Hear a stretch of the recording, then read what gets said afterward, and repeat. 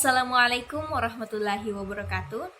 Halo teman-teman, perkenalkan nama saya Meliana Sari dari Prodi Kesehatan Masyarakat, Fakultas Kedokteran dan Ilmu Kesehatan, Universitas Islam Negeri Al-Din Makassar. Nah, jadi teman-teman, video ini saya buat untuk menyelesaikan salah satu tugas mata kuliah saya, yaitu mata kuliah Promosi Kesehatan yang diampuh oleh Ibu Yesi Kurniati, SKM MKes. Nah, jadi tujuan saya untuk membuat video ini yaitu untuk membahas mengenai apa alasan saya untuk memilih menjadi seorang pendidik dalam kompetensi promosi kesehatan. Nah, sebelum itu saya ingin memberitahukan kepada teman-teman sekalian bahwa dalam menjadi kompetensi promosi kesehatan itu ada 5 kompetensi yang harus dimiliki oleh seorang promotor kesehatan. Nah, yang pertama ada sebagai advokator, ada sebagai fasilitator, ada sebagai mediator, ada sebagai pendidik, dan juga ada sebagai perancang media. Nah, di antara 5 kompetensi ini, saya lebih memilih untuk menjadi sebagai pendidik. Mengapa? Karena dalam pendidik itu kita berusaha untuk melakukan upaya komunikasi informasi dan edukasi kepada masyarakat luas mengenai tentang kesehatan. Nah, jadi menurut saya itu saya lebih memilih untuk menjadi tenaga pendidik karena yang pertama, seorang pendidik itu harus memiliki ilmu yang banyak mengenai materi yang akan disampaikan kepada masyarakat luas. Tentunya itu materi yang berkaitan dengan kesehatan. Nah, untuk merubah perilaku seseorang di masyarakat atau setiap individu itu harus dimulai dengan adanya pengetahuan. Nah, jadi pengetahuan ini adalah langkah awal yang harus ada dalam diri individu untuk melakukan sebuah perubahan dalam perilaku, terutama dalam perilaku kesehatan. Nah, sebagai tenaga pendidik dalam bidang kesehatan, saya akan memberikan materi-materi atau informasi dalam bentuk komunikasi kepada masyarakat maupun individu mengenai masalah kesehatan yang ada, mengenai cara pencegahan atau cara pengendalian ataupun cara mengatasi setiap masalah kesehatan. Nah, dengan melakukan menjadi tenaga pendidik, kita dapat melakukan yang namanya penyuluhan.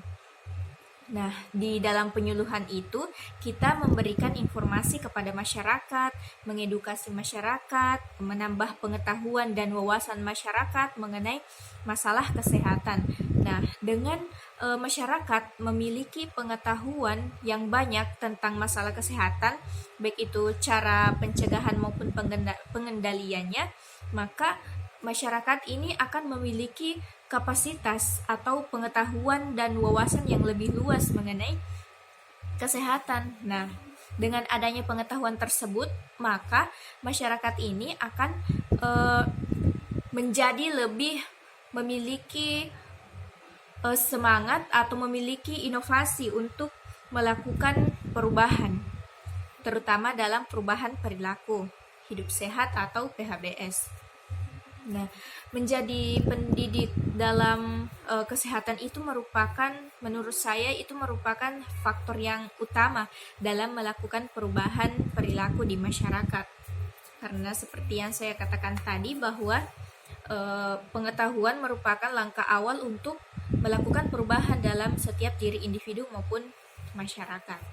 Nah, jadi itulah alasan saya mengapa saya memilih untuk menjadi tenaga pendidik. Karena untuk mengedukasi dan memberikan wawasan yang lebih luas kepada masyarakat. Sebagai tenaga pendidik kesehatan, tentunya kita juga harus memiliki keterampilan yang dapat dipercaya oleh masyarakat. Misalnya nih, kita melakukan edukasi kepada masyarakat setempat, khususnya misal di tempat kita sendiri atau di kampung halaman kita sendiri, tentunya faktor pengetahuan yang dimiliki oleh masyarakat untuk melakukan perubahan perilaku, pasti dia juga melihat keterampilan dari orang yang menjadi tenaga pendidik ini.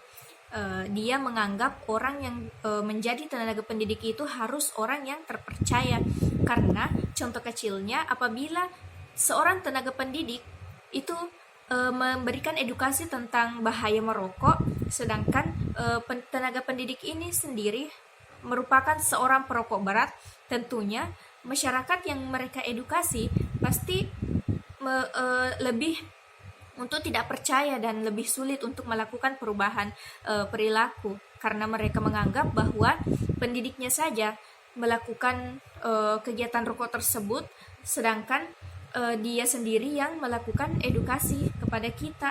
Terus apa gunanya kita melakukan perubahan? Apa gunanya kita untuk berhenti merokok sedangkan tenaga pendidik sendiri ini adalah seorang perokok berat?